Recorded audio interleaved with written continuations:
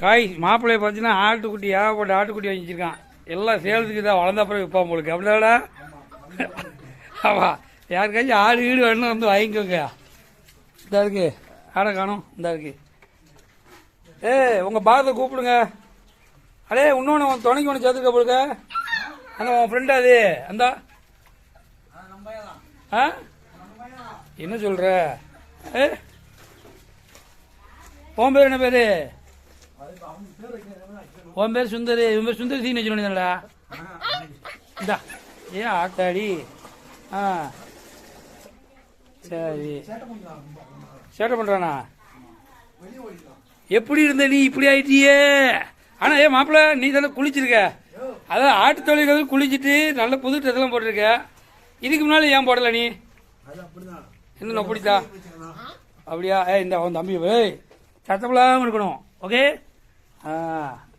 Okay. நல்ல பையா அவன் பாசு பார்த்து அவங்க பாசு உங்களுக்காண்டி எவ்வளோ கஷ்டப்பட்டு பாருங்கள். புது சட்டை புது பேண்ட்லாம் போட்டிருக்கான். குளிச்சுட்டு வேறு வந்திருக்கான் மாப்பிள்ளை. எல்லாம் யாருக்காண்டி? உங்களுக்காண்டி. என்னடா மாப்பிள்ள அப்படி தானே? இதெல்லாம் உன் பசங்களா? ஆஹா சரி ரைட்டு. அவள் விற்க மாட்டியதே இன்னும் இந்த உடச்சி கொண்டாச்சு. இப்போயே கொண்டு போலுக்கு நீ அதை மேலே போட்டு உடச்சி போட்டாச்சு. கம்பை தூக்கி உடச்சி அங்கே போட்டாச்சு. பாரு எது உயிரோட போயிருச்சான்னு பாருடே.